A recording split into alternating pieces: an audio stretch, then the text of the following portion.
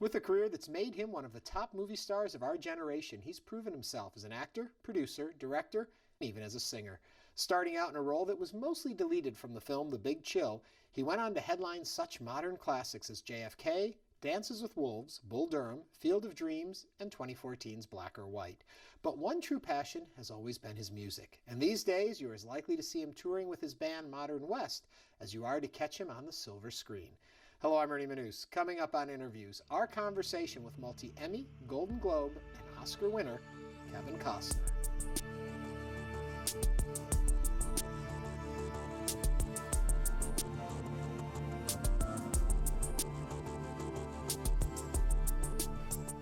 How important is storytelling to you? Well, it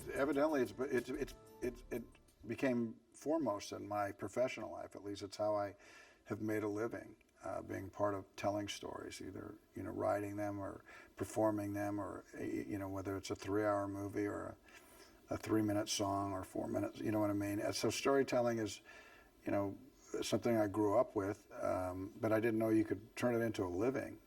You've done quite well turning it into a living. When you approach a song as opposed to a script, do you look at the words differently? Well, it has to be about something for sure, and there's an economy of words that tell it, But there's other things talking back to the audience too, which is musical instruments, and everything has its place. And the lyrics are a spine, if you will, that people can hook onto things. But it's just the way it all works together. We've recorded now about 45 to 50 songs, and of those 50, probably 25 of them could make it into the set any particular night.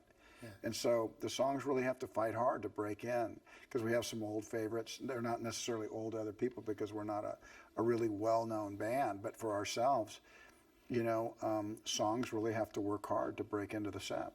I read somewhere how you talked about how important rehearsal and the rehearsal process is to you when making a film.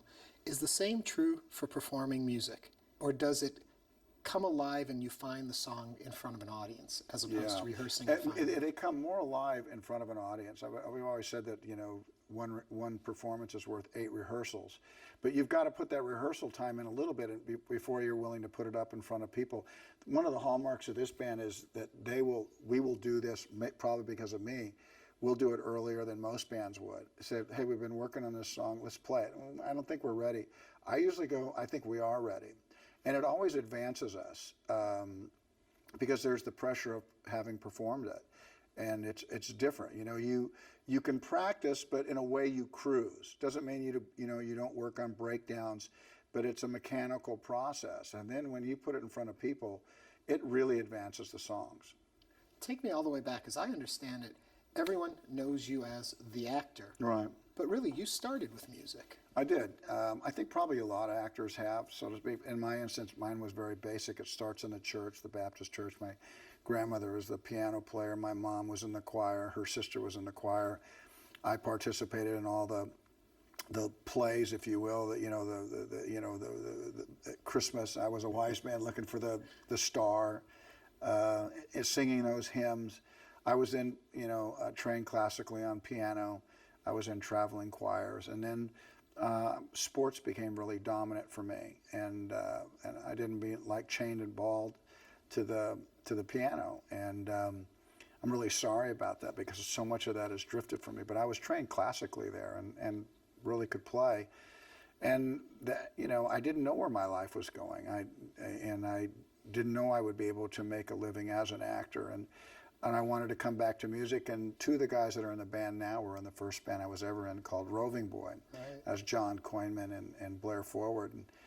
And I couldn't really put both careers together. There's a feeling out there that actors, in a way, shouldn't do that. It doesn't really seem to bother people when musicians somehow come into movies, or television, or if you will. But there's a very interesting stigma about actors doing it. And I understood it, and I even felt the sting of it, and eventually just pulled back from the music. But it was my second wife, that came to me and said, I've heard this music and I like it, and I'm kind of troubled why you don't do it. And I didn't want to tell her that I didn't want to put myself out there anymore that way. And so she kept after me in a very steady way, about 2 years worth. And finally I said, she just asked me if I was happy doing it. And I told her I was. She asked me if I thought the people in front of me were happy. And I said, yeah, I think they are. And she goes, well, what could be wrong with that? Why aren't you doing it? Really? And it was very, kind of just helped me. Yeah. It just took a decision away from me. And so about 9 years ago, we put Modern West together. And I started with the two guys in my first band, and we expanded out. And there's been no grand plan. I mean, the fact that we've made 5 records now and that we've toured for money was not part of it wasn't part of the plan. And in a way, that's been a lot of my life, that I don't always have a master plan. I have this feeling about what it is I want to do. I want to be an actor. And I go work towards that end. You know, I'm in the process of going to release a book in the fall called The Explorers Guild. I'm a co-writer on this with John Baird. He's the main writer, and it's just an incredible novel, I think. And it's coming out in the fall, and we've been working on it for 3 years. So for me, life has been like a big piece of paper, and I've had a couple of crayons, and whatever I want to do, I kind of draw on it and go, this is how I'd like to make my life. Kind of like in school when the bell would ring, and it was recess, and you had this big schoolyard, and you could go wherever you went. Today I'm over at the monkey bars. Yeah. I'm out on the field, and I'm really grateful to have had that kind of life. Over the period of doing this show, I've talked to a lot of people who fall into the creative world. And what I find so fascinating is so many of them are creative in multiple ways. That we know someone maybe as an actor or a singer, but creativity seems to be bigger than that, and they can find other avenues to go. Do you find that that's true? Well, sometimes I can't draw, so I wouldn't ask anybody to look at my drawing or whatever, you know. I mean, you know, in sports, I love sports, but there's not all sports I can play, and nor would I try to portray them in a movie. You have to kind of understand what it is you think you can do. I mean, when we're little, our mom tells us we're the fastest little boy. And we feel that, right? When we take our shoes off, we feel really fast running in the grass. And then we get to 3rd grade, and Bob is faster than us. And we go, what happened? My mom told us I was the fastest. So you're not going to run in the Olympics probably. Right. So you have to know some things you're not going to be able to do. On the other hand, you say to yourself, there might be some things that I wasn't necessarily trained for, because I went into college, I went into marketing and in business. And it wasn't doing it for me. I like marketing, I like business, I like talking about how you want to talk about something that you have and you think other people will enjoy it the same. That's like at its basis, you know, marketing. I think you'll like this too. I could sell Twinkies. I could sell the hell out of Twinkies because I like them. I know they're probably not very good for you, but I like them. I like them a lot. And I like to freeze them. So I'd like to put them in the microwave. I could sell those things for Hostess because they're good. Anyway, and they're better with milk. See, now I want a Twinkie. Now you want one. See, I'm telling you. But, you know, I'm in college, and I think there's something else I can do. Now, I haven't been an actor in the, you know, before that. So it's like, oh, well, you know, it's like, well, if you don't have that kind of training, you can't go do that. It's not true. And that's, in America, you can still carve your life out, you know, like the West. You could go West and reinvent your life, and you can decide. But what you have to do when you decide that you have a direction is you want to look at the people who do something really well and then be prepared to do that kind of work. And a lot of times that means you're going to have to just re-educate yourself. Yeah. You have to kind of immerse yourself in the things that you want to do. You might not be a great carpenter, a finished carpenter, but some people feel like they have an aptitude and they can do that. And if they start to work with somebody really great, they pick it up very quick. You know, for me, acting was the best thing for me because I wasn't a particularly great student. But when I got into acting, when I got into movies, I realized for the first time I was okay at that. I could build on everything I learned today into tomorrow, you know. In certain other things, I don't have the aptitude for it. Let me jump here and ask you, so early on you do Big Chill, and everything almost is cut out of what you do. Right. Does that affect the way you're looking at your career? Do you think, oh, no, God, I had a bigger view work of my career. I mean, obviously would have liked to have been in that movie because it was a big hit, but I knew when I got the part that things were going the right direction for me. I didn't always need the outcome. Of course I wanted to be in it, but I wasn't devastated by that. Yeah. Had I been somebody in the town where it was shot, we shot in Beaufort, South Carolina, had somebody plucked me off the street and said, hey, we're going to give you a couple lines in this movie, then I tell everybody about this movie, I can't wait for it to come, and then I don't make the final cut. I might be devastated. That might be my only chance. I didn't think it was going to be my only chance. I thought I was going to have my turn, and I was very content to wait. There was a lot of people in my career that said that this is time to really kind of jump on this thing and do some publicity, even though you're not in the movie. That felt very disingenuous to me. I felt like, no, I will have my moment. And of course I did. And then that movie actually became almost folklore. You know, I mean, Yeah. a lot of the Trivial Pursuits, you know, so stuff. Does it ever surprise you, looking at your career, to the height you've gotten to? I mean, do you ever step back and say, wow, I'm one of those guys? Yeah. Well, I wanted to be. I didn't know that I would be. I never thought about being the top guy, and there was a moment in my career where people said that's who I was. But I always wanted to be in the kind of room where decisions were made. Mm-hmm. You know, because that somebody's always going to be somewhere. But I wanted to be where I don't have to ask anybody about what it is I do. And I've really conducted my career that way. But it's work. I work at it really hard. I stay up late. I think about the work. I like, the same reason I like rehearsal. I like rehearsal and acting. I like the script. I like the mechanical parts of our business. We have the thing called the red carpet. We have the thing called the premiere, and I'm not immune to enjoying that. But that is not a driving force in how I've conducted my career. I like to take my parents, my wife, my kids, my friends, for them to be on the red carpet and hear people shouting, and they're like, woo, woo, woo. I can see how fun that is for them. Yeah. And so I'm able to afford that for them. But it's not something that actually helps me get up and go to work, knowing that kind of, you know, that part of the ice cream cone. When you talk about being in control and crafting what you're doing Right. in your projects, what I find very interesting is how much music did play a part in the projects you do. Yeah. Even before you get to being a musician again, it is important to you in telling a story. Yeah, it is. I mean, you might be talking about just the placement of songs. I might be. You know, whether it's needle drops or in an instance something like Bodyguard, or just the composer you pick and having to tell them, a world-class musician, no, I don't want that cue. You have to, wow, you know, you're talking to a, you know, music is I think we all do well with music, you know, and I've been able to have it accentuate some of the things that I've been able to do. When you step away from doing music with everything that comes with a film, and now you're standing up on a stage with just the song, Yeah. is that different for you? It's different, yeah, because if you don't sing, nobody else is. The band will just can't keep playing. stop. Are you going to sing? Somebody's like, God, did he forget the words? Which is possible, you know. I've looked at my band sometimes, and I look over at one of them, they look at me, and I go, what's where? And he goes, they just turn away like, oh my God, they're in their own zone. I'm thinking, wow, thanks a lot. Yeah. You know, our songs are very lyrically oriented and lyric heavy, and you know, it's just nice to play live. There's this exchange that happens, and it's honest, it's authentic, and no one is. It's like a high tide. You're not going to stop it. It has to carry on. Yeah. It's coming. Hatfield McCoys fascinates me on many levels, and initially the fact that this drama is on the History Channel and kind of redevelops how we're learning our history through programming like that. Yeah.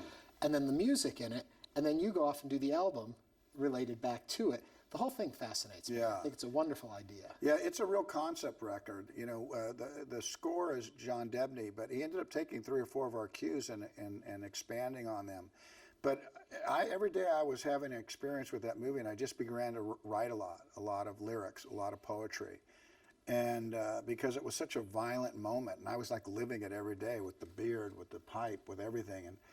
And I brought Park over to Romania, and we just started making music, and Park really started to get into it. And I'm very proud of Famous for Killing Each Other, that record. It's a really powerful one. It's concept in the fact that every song on it has to do with that moment in time. My daughter's even on it. Yeah. She writes a song called O'Malley May, and it's really a record I think people would enjoy listening to. Around here, Hatfield McCoys, can't say one without the other.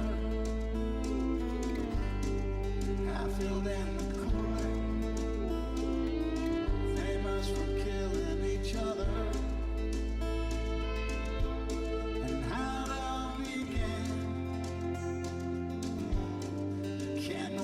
Say when you make a stand, you never back away. Looking over the arc of your life and the films you've made to the songs that you've recorded, do they tell us about you, the person? Are they tied to where you are as a person in the time, or are they just projects? I don't know that. I don't know that the linkage is. It's not like I don't have a record that's my blue period, okay. or my or my Arc de Triomphe. I don't have that. I mean, to be sure, I've had some songs that have probably come out of my own life experiences, but it wasn't like I was looking to emotionally vomit. You know, I've got to get this out. People have to know how I'm feeling right now. I've had a good life. I haven't had a perfect life. I've been bruised by the things that bruise a lot of people, but I've had a life that's, while it hasn't been perfect, it's been perfect. Yeah. You know, my parents are alive. My children are healthy. I have been able to have recess. Yeah. I've been able to play on the monkey bars. Right? I've been able to go and make up my own life. I have my own crayons. And I've always believed that. And the interesting thing is, if that wouldn't have worked for me, I grew up working. I drove trucks. I worked commercial fishing boats. I framed houses. I can work fine. Yeah. I can work all day. Well, touring is a lot of work. I mean, people think... It's a lot of work for me. It's not so much work for the band. The band just shows up. I got to come do these interviews. I'm the one who has to meet and greet the people. For them, it's okay. Yeah. But riding on the bus, there is and I do that because I'm entrenched with my band. Yeah. You know, I go on the road, we go. And so, we've been doing this for 10 years. Now, we could easily play 200 days a year plus. We could be booked that much. But I can't do that with my life. I have children. I have other things that interest me. So we play 30, 40 times, maybe 30 times a year. Yeah. The band would like to play more. I'm not saying I wouldn't like to play more, but it wouldn't. My life wouldn't be richer because of it. My life is richer because I can see my kids play Little League, and my daughter go to ballet, and I can be with my friends in a different way. I just do this because I like it. Yeah. And I like it so much I have to make sure that other things in my life that need attention don't suffer because of something I like. Right. But something else that really struck a chord with a lot of people was the most recent movie, Black or White. And really an interesting story, and at a time, and I'm not even sure when production begins on that, considering everything else that's going on. It started before that. But it's just amazing how you were right at that moment with this film. I love Black or White, and I hope people in this country find that movie. They didn't swarm to it at the theaters, but it's a surprisingly warm movie with a message that just sticks with you. What gets said in that movie is what I think a lot of people wish they could say. And there's a lot of love in that movie. And the great thing about movies is that movie's there forever now. I financed that movie myself. I felt it was important that people see it. It didn't ring as a big commercial movie to a lot of people, but I think it will be a very heavily watched movie. And I hope that just by interviews like this, that people listen and maybe haven't seen Black or White, they go, wait a second, I think I'd like to see this. The secret I have is I know that when they do, it's going to move them. Yeah. A lot of times, if you ever hear a really great song, You'll go to work the next day. You may talk about what we're doing today, but you go, at some point you go, you know, I heard the best song last night. You know, or I read the best book. Yeah. Or I saw a really wonderful movie. And while you want to be number one in your life, while you want to have that, your ego wants to have that, you also have to be content that you've made something that can stand the test of time, so that when people do find it, they will find all the love and care that you put into that movie. Do you think it was just by chance that you were drawn to that story at the same time everything that was happening or beginning to happen in our country again was going on? Or do you think you felt some kind of that current which drew you to the story to begin with? I felt that that was the right thing. Listen, our problems didn't start in St. Louis. You know, they didn't start in Ferguson. I've been around racism my whole life, even if it wasn't overt. I've just seen it. I believed, you know, that when I read it, the movie chose me and I couldn't back away from it. And even when I couldn't get anyone else to make it, I had to turn to my wife and said, we're going to finance this. Yeah. So now I'm begging you to go see it. So let me take you back to the music now. New album, what are you planning? Well, I don't know. There was no plan in making it. It's like all of a sudden we end up with about 12 songs. We go, what do we do with these? I mean, you can't put them in a bucket. Like I said earlier, there was no plan to make a single record. So what are we going to do with this one? I mean, I think it's maybe our best record. Famous is different. So I can't compare them because one's more of a rock and roll or has that commercial element. Famous is really, I'm very proud of that, like I said. But we're going to call the record Where the Music Takes You. And so maybe we'll like release it in the fall or something. I don't know. I paid for it myself. I don't have a marketing plan. You know, I think if people end up discovering our music, I think if they would go back from the first record we make, I make these songs about, I think, things that people can relate to. Yeah. I mean, our songs are about something. Well, let me throw the title back to you as a question. So where has the music taken you, would you say? I've been honest with my life about what it is I wanted to do. I haven't been able to do everything I wanted to do. But I said I want to do this music. And it's taken me around the world. I played at the Kremlin. I played in Sao Paulo. I played at the Grand Ole Opry. That is not how you draw it. You know, if there was a big machine behind us, that's what they would hope for. But that's what we've been able to do without even really trying. But where has it taken me? I can think of 100 things that, where this band's concerned that have nothing to do with the music, the level of friendships. I think my children have watched me pursue my own dreams. They learn from that. So I think that they will be more willing to pursue their own dreams.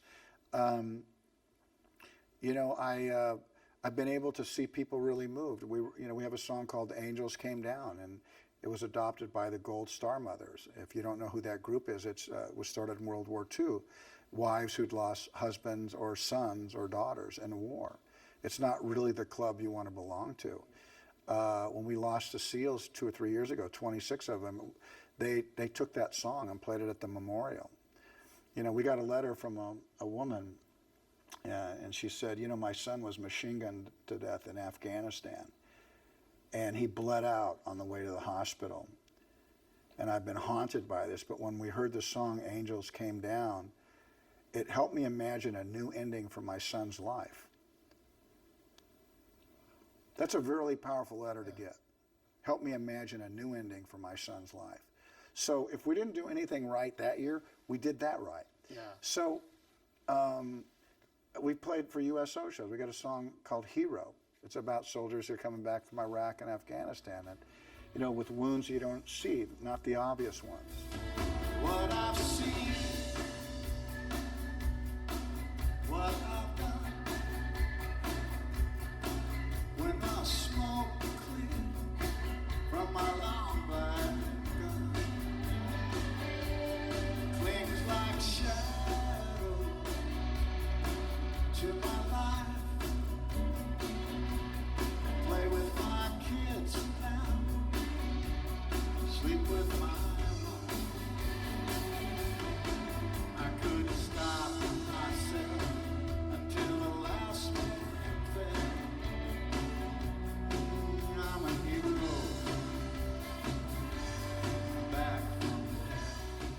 some of the songs we do really have an impact on people. We have a chance when we do something. You know, when I make a movie, there's a chance that it can live forever. Sometimes it's about popcorn. Sometimes it's about just making out, because that's what the movies are good at. And sometimes something gets said. Sometimes there's an image, there's a moment, there's a turn of a sentence that becomes something you never, ever forget. And when movies are working at their very best, that's what they can be about. And Black or White is about that. There's some things in there that might help people with the dialogue going forward. Hero's a song that might help people. I know Angels is. Yeah. And some of our songs are about, you know, drinking on Saturday night. So it's not that one is more important than the other. It's that you sing for joy and you write for impact. Yeah. You know? Well, thank you for all the joy, all the impact you've given us. I want to let you go. You got a show tonight here at the Stafford Centre. Right. So are you going to watch tonight? We're going to watch. You are? Good. The whole crew? I hope so. Okay. Thank you. All right. Kevin Costner. Thanks.